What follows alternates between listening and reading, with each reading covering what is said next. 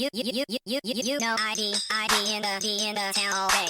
ID in the SEA. You know ID in the town all day. ID in the SEA. Hello and welcome to a special episode of the Fabulous Pelton Cast. I'm your co-host, Kevin Pelton. And I'm Tristan Carcino.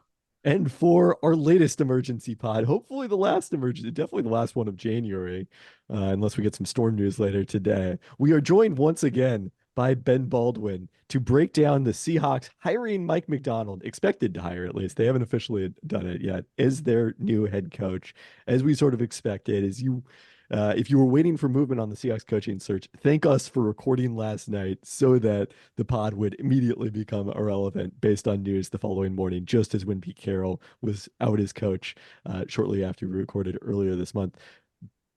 You know what we had to do?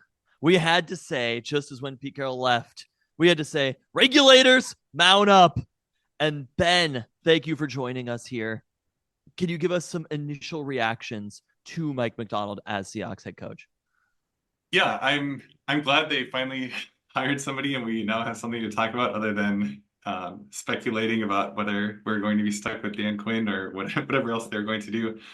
And I sent out some tweets. This is great podcasting, talking about things that you tweeted in the past, but over the weekend about how I was worried that Mike Macdonald was going to be the Seahawks choice. And part of the context of that was really hoping that they were going to land Ben Johnson, who has since taken himself out of the running. So given that and the other names that we had seen out there, Dan Quinn, Mike Vrabel, Mike Macdonald, if those are the alternatives, then yeah, I talked myself into the guy who hasn't had a chance as a head coach, is younger. Everyone says good things about, although that's true for anybody that has ever presided over a good defense. You can find amazing quotes about. And of course, the fear here is that go back and read what people are saying about Brandon Staley after 2020, and he's the next defensive version of Sean McVay, and now we're hearing all the same things again. So things like that temper my enthusiasm a little bit, and there are a lot of questions still, like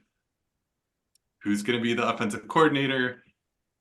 How is his relationship with John Schneider going to be, where we haven't seen Schneider be the actual person with control over the team? Is Schneider on board with the hire, or was this largely an ownership thing? I don't know if we're ever going to find out the answers to these, but these are kind of things I'm wondering in the back of my mind. For the rosy Seahawks perspective, I think it would be very hard to have a worse defense than last year. And even setting aside regression to the mean, I think they will probably be better coached, and as a result have perhaps even better results than we might expect just from bouncing back. So if the offense can still be as good as it was and the defense gets better, then it should be a playoff team, and fingers crossed for that being what we actually see next year. I guess the other question to ask is, okay, so Mike Macdonald, you mentioned him relative to the other remaining candidates with Ben Johnson out of the mix. How do you feel about Mike Macdonald versus Pete Carroll? Was this change worth making from that standpoint? Yeah, I think so. I think it would be somewhat hypocritical for me to be wondering what it would be like if the Seahawks had a different coach, for them to actually do that and then complain about it afterwards. So I think that the Pete Carroll era had kind of run its course, and whether that was because of his own fingerprints on the defense or because he did not hire well in that side of the ball, I think something had to change, where if you brought back the same general manager, the same quarterback, the same head coach, it would be pretty hard to get excited about next year. And now I think just changing the head coach, I think it's a little bit more to be optimistic about them having some sort of path forward, where it feels like they've just treaded water for basically since Russell Wilson broke his thumb or whatever it was a few years ago. Yeah, I mean, I think some interesting things about the hire that we did not discuss last night, when, I think we both had kind of come around to Macdonald being the best candidate without Ben Johnson in the mix.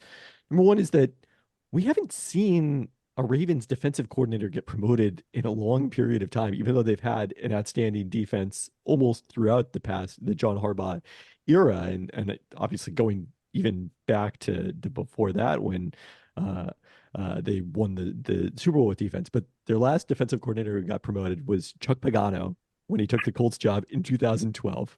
Before that, it's Rex Ryan, So like Rex Ryan coached 2 entire stints in the NFL, has done a long period of time as a broadcaster. That's how far back you have to go. And they had a couple of kind of like career coaches, assistant coaches, basically, and Dean Pease and Wink Martindale, who were overseeing the defense before Mike Macdonald came in as this young up and comer who did have a chance to become a head coach. So it's going to be interesting. I don't know that we have a sense of like how John Harbaugh is necessarily going to rub off on him as a coach. And I think that's one of the biggest questions because, like, again, if you could hire John Harbaugh, great.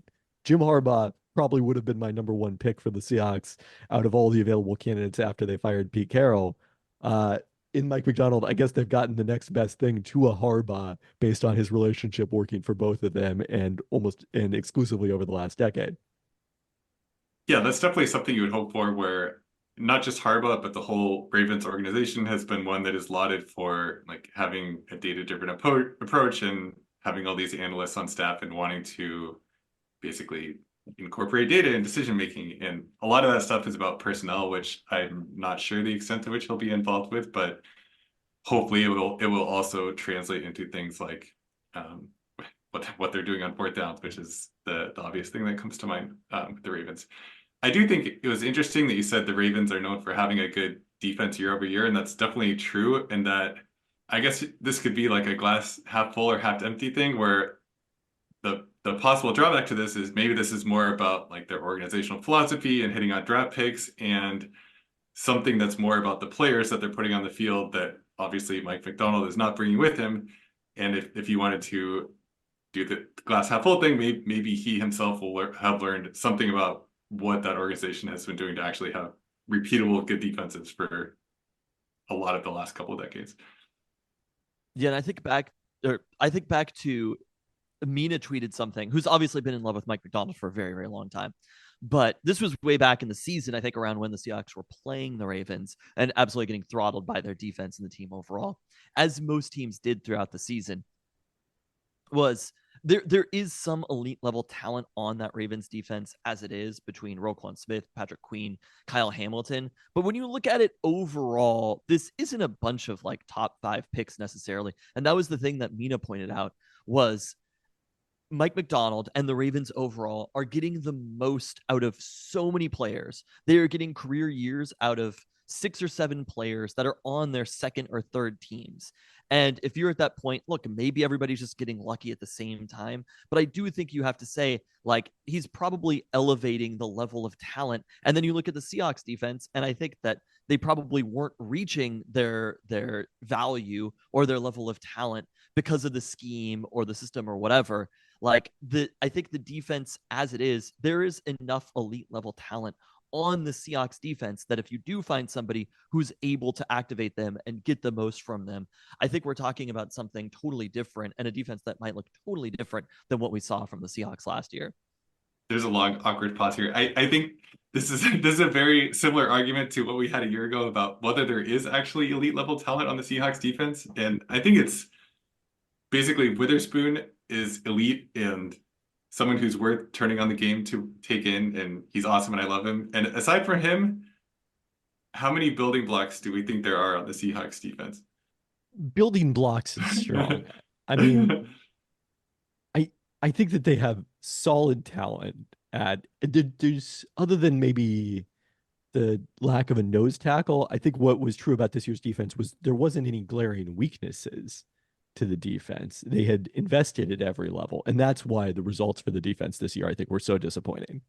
I mean, they have Justin Madubuike for the Ravens, who is an all-pro Pro Bowler for them. You know, this was the first season that he was anywhere near that good. He's a third-round draft pick. He's played a little bit before this, but under Mike Macdonald, he's somebody who's considered an elite level piece. So I think it's kind of like, is Jadeveon Clowney an elite level piece? Like Boye Mafe is somebody who to me is a pass rusher in the right system, can elevate to that level. Yep. Right. Yep.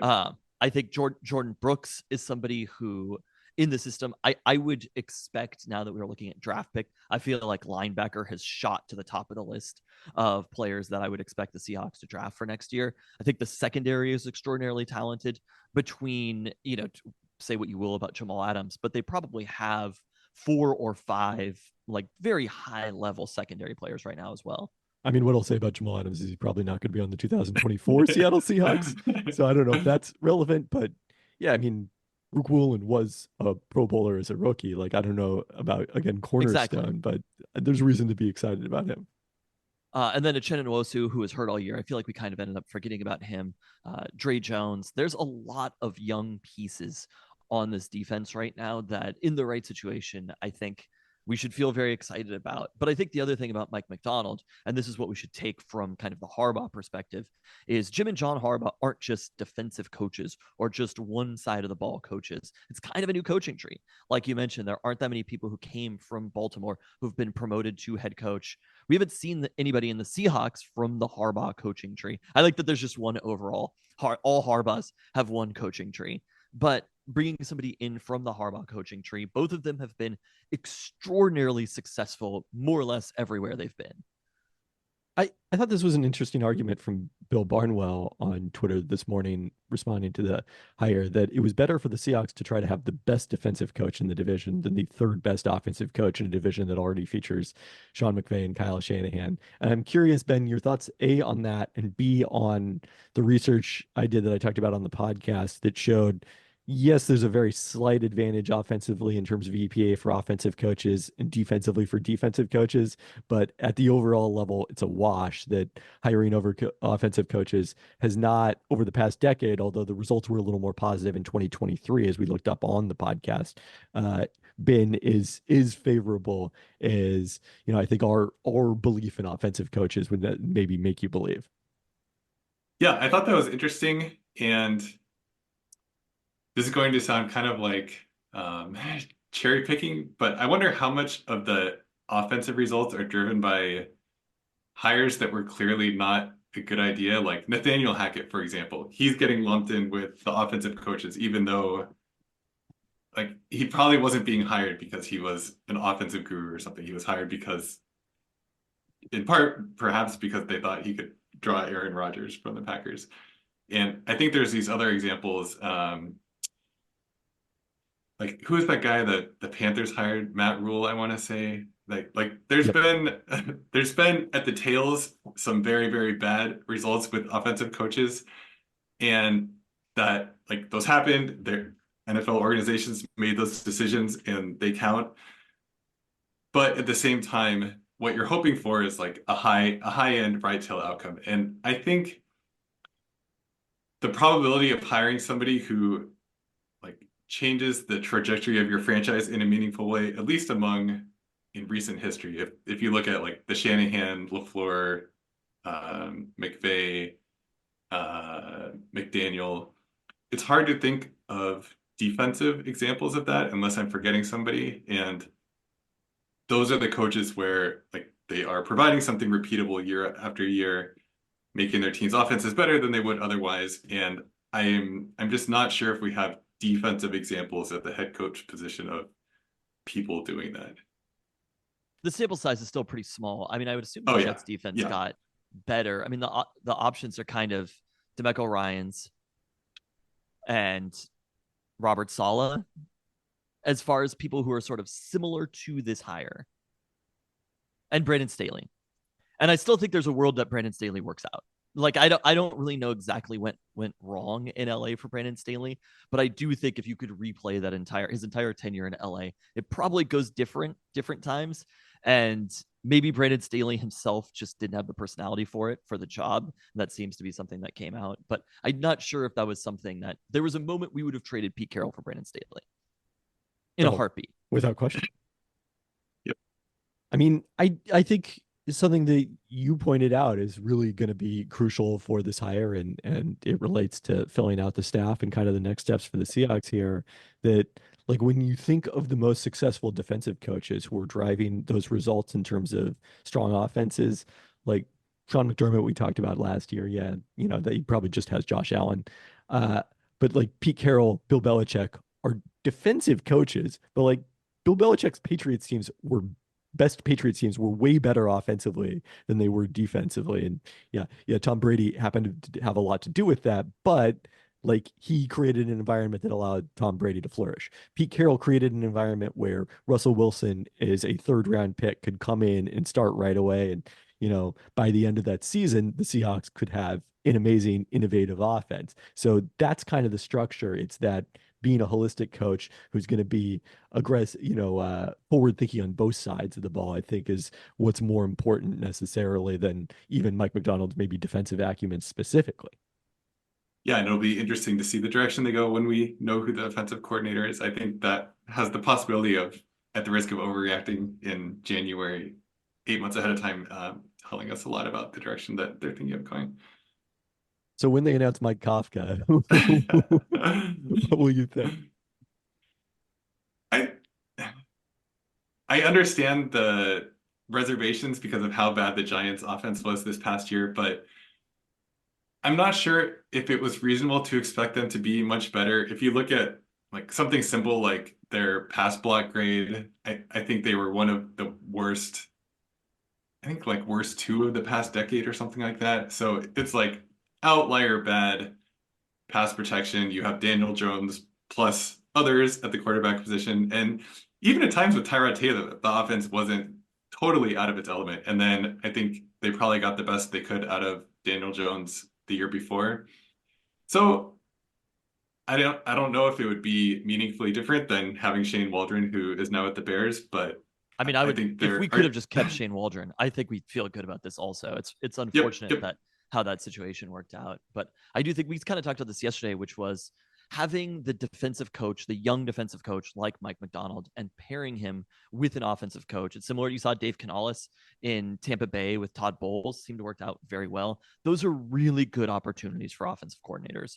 Those are some of the best opportunities for offensive coordinators. And if you're a young offensive talent, you'd much rather be there than say Eric Bieniemy leaving Kansas City. You're never going to get the credit when you're in a place like that. Whereas here, with Mike Macdonald as the head coach, if you are a Dave Canales, somebody like that, you'd much rather be here than be with the Rams or be with the 49ers or with the Packers. This is an opportunity that if the offense is good, similar to Ben Johnson, if the offense is good, you're going to get all of that credit. And I think there's a good chance that the two can be paired with each other as well. If the defense is good, that generally makes the offense look a little bit better. So I think this is a very, very desirable offensive coordinator job now because of this hire, but also just the youth that Mike Macdonald brings. I mean, we haven't talked about that. He's half Pete Carroll's age. And so I think when we're talking about whether you asked Ben about whether this is the right decision to move on from Pete Carroll, if we're looking at it retroactively a month later now, the Seahawks fired Pete Carroll. You want it to be worthwhile to have fired the greatest coach in Seahawks history. And at the very least, they took a swing, right? They didn't shoot for the middle. This wasn't Dan Quinn. This wasn't trying to continue what Pete Carroll had built. This is somebody who, best case scenario, Mike Macdonald could be the best coach in the NFL, right? Like that is within the window of possibilities. We've seen Dan Quinn as head coach. Dan Quinn was not going to be the best coach in the NFL. And when I look at all of the hires that happened this season, I think Mike Macdonald is right up there with Jim Harbaugh. And it's interesting that they're kind of from the same tree. Obviously, Jim Harbaugh brings the reputation. I think that stuff matters more in college, and he brings the winning at basically every single level. If you could go out and say this person is in the Jim Harbaugh tree, this is the next Jim Harbaugh is hard to say. Jim Harbaugh, John Harbaugh, but he's 20 years younger. I think that's something that you have to look at and be excited about. And also just looking at the Ravens and how they've approached fourth downs have been generally pretty aggressive. They've generally just approached the sport of football in the right way, and taking anything from the Ravens organization, an organization that under John Harbaugh has been good for on and off for 15 years, more or less. That's something that you want to be a part of. And it also feels very Seahawksy. So to transition from Pete Carroll to that, an organization that was similar, to transition from Pete Carroll to that, like I said yesterday, instead of going and finding the next Pete Carroll and Dan Quinn, go find the next actual Pete Carroll in Mike Macdonald, who's half his age, who has a chance to be your head coach for 15 years. Yeah, I think the upside is definitely there more than the Dan Quinn or the Mike Vrabel, the guys who have had their chances already. I mean, the other thing I was thinking about, I never discussed on the podcast, is like when we were talking about kind of the process of the Seahawks coaching search and the group that they brought in for second interviews before we knew that they were going to be so committed to making Mike Macdonald the target and we're going to bring in Ben Johnson a second time.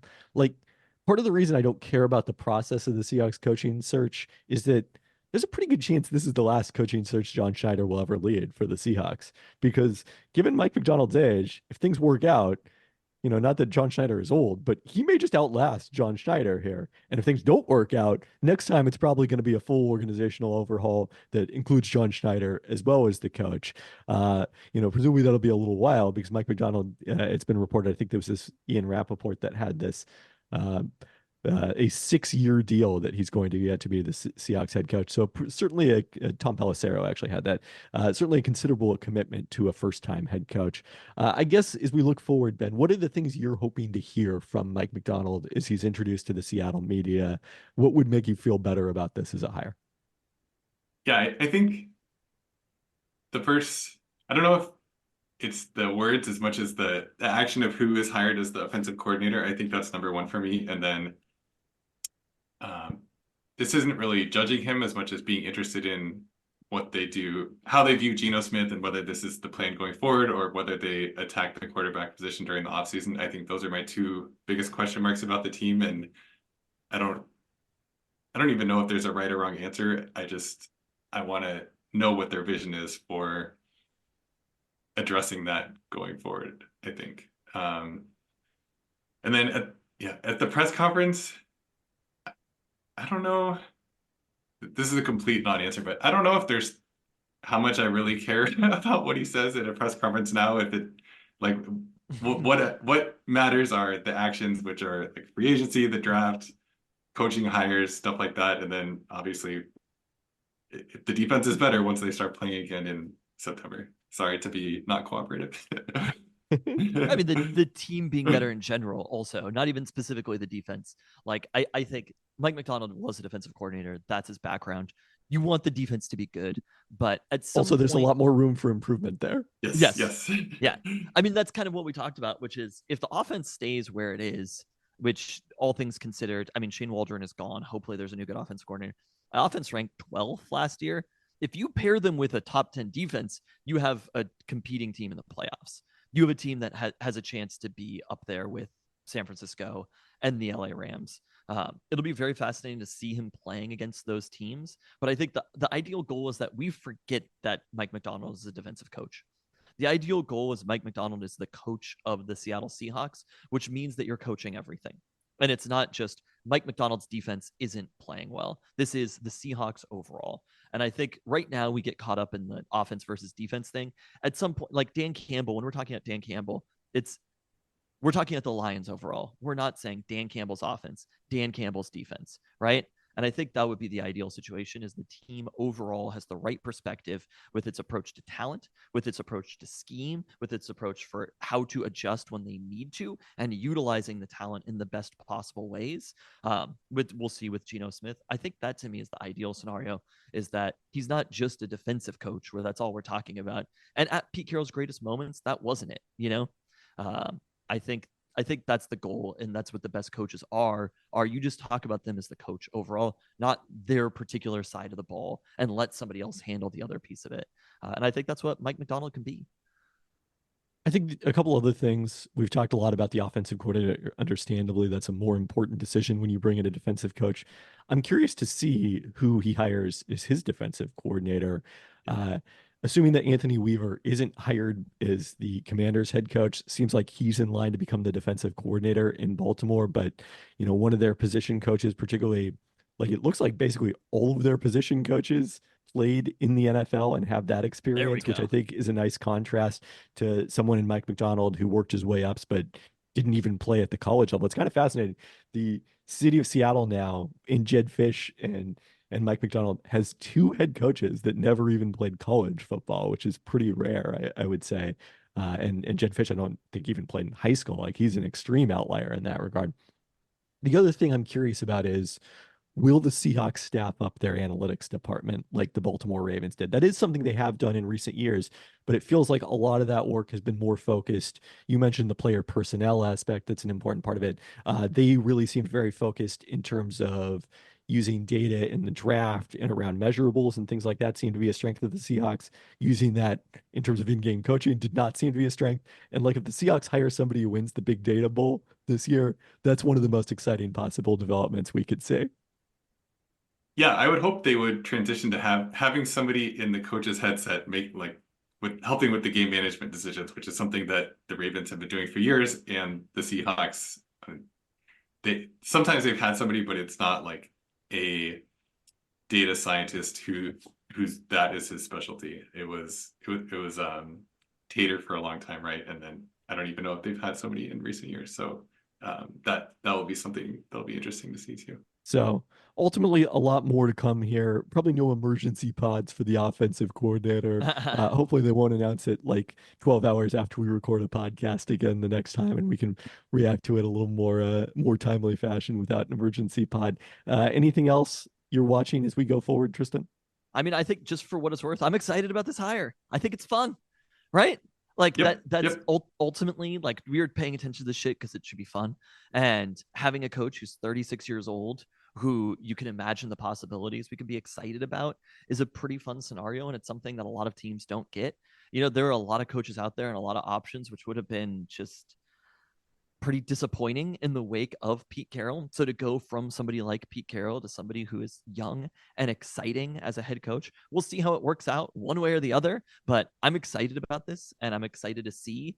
And I think outside of somebody like Ben Johnson, I think Mike Macdonald to me was the most exciting choice overall when I look at everybody in this candidate. And if you're going to go out and hire a defensive coordinator, similar to if you're going to hire Mike Kafka, don't hire the 20 or the 30th best offensive coordinator in the league. Hire number one. And that's what Mike Macdonald was in Baltimore, the number one defense. And he was coaching for an all-time great team overall that was led by their defense forward. So you might as well go get the best at it and see what you could do against these teams like LA and San Francisco. So I'm excited about it going forward. I'm excited to see. I'm excited for Devin Witherspoon. I'm excited for so many of these players to be activated and to have a really great defense. Like, if this means that Devin Witherspoon could be Defensive Player of the Year in 1 or 2 years, like that would be such an awesome situation. So I'm excited about it overall. I'm excited to see how the roster transforms and have some new energy and new life in the Seahawks. So obviously we'll love Pete Carroll forever, but I do think this is the kind of hire that makes sense when moving on from Pete Carroll. It feels like a person who's not necessarily going to be out there every year. I also love seeing Ravens fans being like, we should have fired John Harbaugh now to have kept Mike Macdonald. You know, like that's the kind of person you want, is you want somebody who people are upset about losing them. And this to me feels like, looking back to college, it feels like somebody who is a Dan Lanning type or something like that, who's risen through the ranks very, very quickly and is extraordinarily promising and could come in and immediately turn things around. So, yeah, there's so much more excitement now than if the Seahawks had just kept everything the same, run it back again. Both excitement and just things to follow and be interested about. What are they going to do in the draft? How are they going to attack free agency? Who are the coaching hires? Who are their analyst hires? There's just so much more to keep track of than we know what they are. They've been the same team for X number of years in a row, and they're probably going to be pretty similar next year. There's a lot more both to be excited about and to just be paying attention to for the next 8 months. Which is great if you're running a podcast, because it means a steady stream of content. One last note before we head out of here. My ESPN colleague Brady Henderson, I was talking about those potential candidates on the Ravens staff among their position coaches to become defensive coordinator. He specifically highlighted their linebacker coach, Zachary Orr, inside linebacker coach. If you thought that Mike Macdonald at 36 was young, Zachary Orr is 31 and could become a defensive coordinator. Who boy, we are all so old. On that note, thanks so much for joining us, Ben, and thank you for listening.